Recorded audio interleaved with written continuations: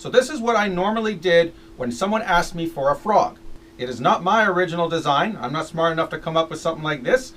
I don't know who did, but I first learned about it from this guy, and I pretty much followed his design exactly, except I made a few small changes that I felt would make it a little bit faster for line work. Well, let me show you.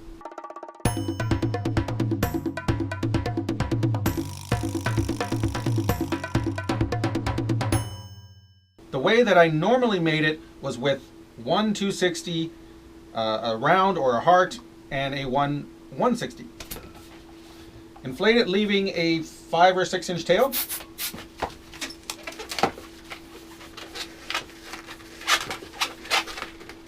You make one bubble. You make one bubble there, about 4 inches long, and this is the part that makes the throat and the belly of the frog. Take your round, put a little bit of air in it, and split it in half. These are going to be the 2 eyes.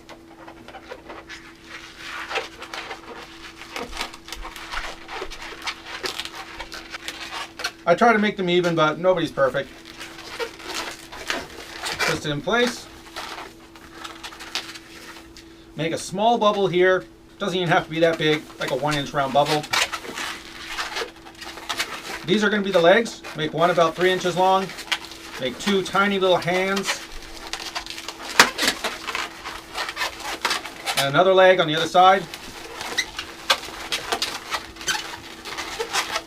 Okay, so you have that. Kind of looks like the start of a basic alligator balloon or something. Now you take this and you wrap it around the eyes. All the way around like that. And twist it back into place here by the arms. That's why you make the arms first.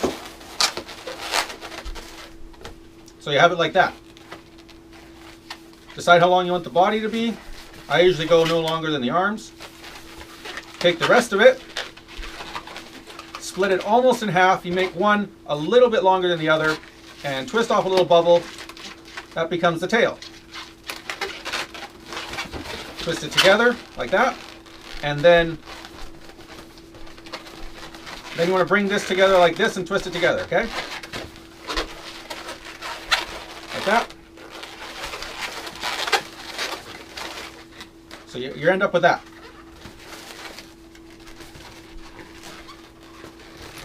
So take this part here and push it between the legs.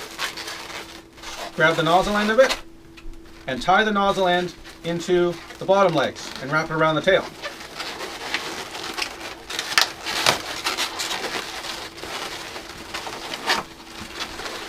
And put everything into place. Make sure the tail's in the back, the little feet in the front.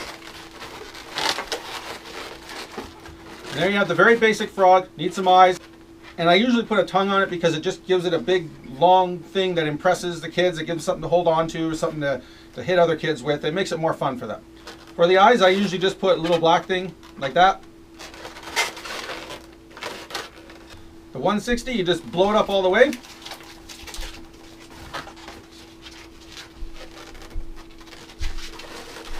Take the nozzle end, or if you didn't quite blow it up all the way, you could take the extra bit on this end and you put it under the mouth, I guess, part here and wrap it around the eyes.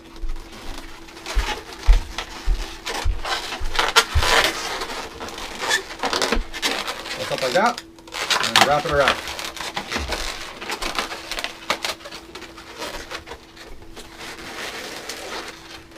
Now you notice I smudged the eyeball a little bit.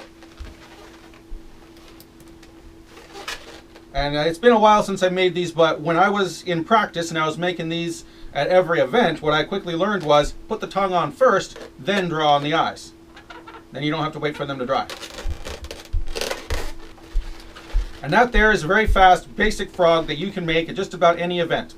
Now I'm going to show you a few accessories that I would sometimes put with it if I was at a birthday party and wanted to make it a little more fancy. Now the most obvious accessory, of course, can be a lily pad.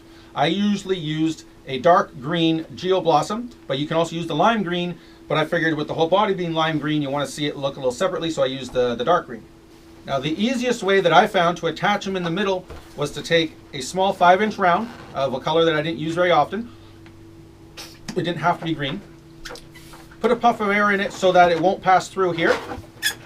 tie it off, leaving a long neck like that, and stick that through the center of the lily pad, and then tie it around the frog's butt,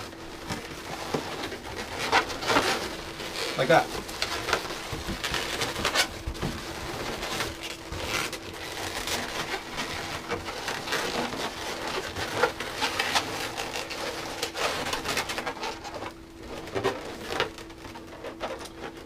There's your frog sitting on a lily pad. There are still a lot of accessories that you could add to it. One of them that I did was to make a little bug for the end of the tongue. Oh, and this time I'm using an orange tongue because I didn't have any 160 reds. I think the red looks the best, but an orange doesn't look bad. To make a bug, what I would usually do is take a round and give it a little bit of air. Twist it like that so you have one bubble a little bit smaller than the other bubble, and twist that one in half. Usually the one with the nozzle end. Try to split it down the middle, take the nozzle, wrap it around. That would be the bug. Wrap the tongue around it. Depending on the color, maybe even draw some eyeballs on it. Kids love when you put eyes on things. My daughters taught me that. And there you go. Frog complete with a lily pad and a bug. Talk to you next time.